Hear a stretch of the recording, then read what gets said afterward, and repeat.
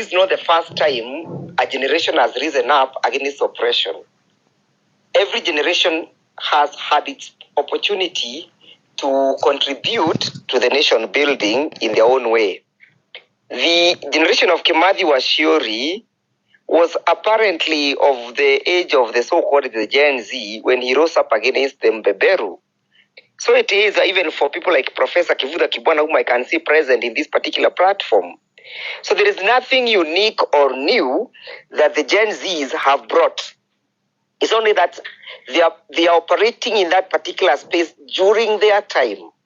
So it is misleading, misconception, and delusional for Leonya to say that any other person does not understand how to live with a bullet in their stomach or launched somewhere in their lips. That is not true. Generations after generations have faced these atrocities. And not just here in Kenya, it cuts across. Those people who went to Burma during the Second World War were individuals of their age and our age. So each generation had its own share of contribution in the nation building. So for them to say, oh, we do not want politicians, again, that is becoming delusional. Because political spaces will be occupied by those particular individuals operating in that particular space. The changes that we actually so desire, some of them will come through the political processes. So it is incumbent upon them to participate in those particular processes and bring the mechanism of accountability, transparency, the rule of law, constitutionalism that they so desire. But this change will not come by trying to say, oh, we do not want this cross-section of individuals, we do not want this cross-section of persons, or they are contaminating the process, or they do not mean what they believe in. It's not the first time the generation of Leonya has begun fighting. People have fought before. What am I saying? I am saying that if we are no longer looking at the Gen Z revolution, we are commemorating all individuals who have lost their lives and who has poured their blood in pursuit for good governance. Remember, even before the so-called Gen Zs came, I saw Baba on vehicles fighting for on top of motor vehicles, water cannons raining on him, live bullets raining on his car, fighting for cost of living. Baba was not their generation, and to the extent that they felt that, oh, we do not need these individuals, that is when they began losing the war.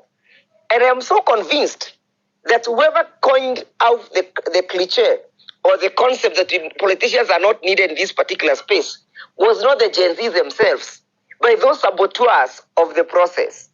By saboteur of the process, I mean perhaps the NIS or those individuals who did not want the revolution to gain the necessary momentum to dislodge the government of the day.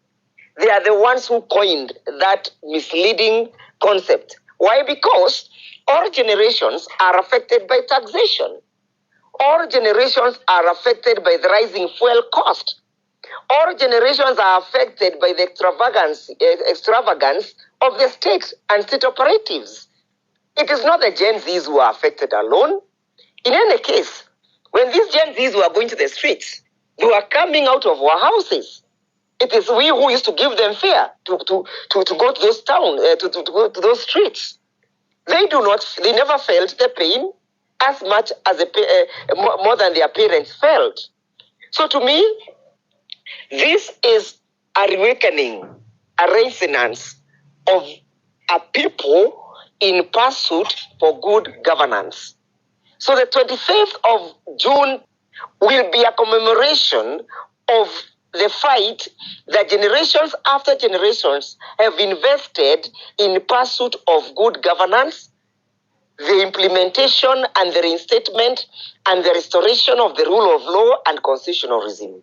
To which I believe, if we were to implement the Constitution, and if we were to restore the country back to the path of the rule of law, will have sorted 80% of the challenges that we currently face as a people. So as I learn to allow other individuals to contribute on this very serious motion, it is not true. Politicians are equally part and parcel of this nation. They are affected as much as an accountant is affected. They are affected as much as a doctor is affected. They are affected as much as a lawyer or a journalist or even as a farmer, as much as they are affected. So there is no cross-section of individuals who can say that we bear much more burden or much more weight than others.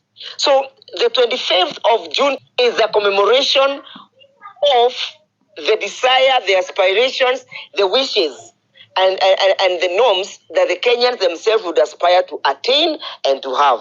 So I highly dissociate myself with the idea that the notion that the Gen Zs are the only ones who have now understood what good governance means. People are still living with bullets to date. Those individuals who went to Kamukunji in 1991, 1992, some of them are dying with those bullets. Ask Reverend Dr. Njoya. He will tell you how much he was clobbered. Ask David Getari if he was alive. He will tell you how people came to his house to raid on him. Ask the family of Reverend Bishop Alexander Muge. They will tell you how they lost their father. Ask Reverend Dokulu. They will tell you, the family, they will tell you the atrocities they faced. So it is not true to have a misconception and to have some delusion that it is the Gen Zs who have begun the fight for change in this country. Generations have invested, and we are continuing to invest in that process. Thank you, I learned. Maybe in 1 minute, I respond to the concern. Yes, but yeah, before you do so, I think also the idea that is being advanced here is that the Gen Z protest was a bit apolitical. That yes, they wanted to raise their voices in concern of the current state of play by then that was adversely affecting the entire nation with with the finance bill and some of the things that were pertinent to them in that particular finance bill that they felt will adversely affect the welfare of the parents at home.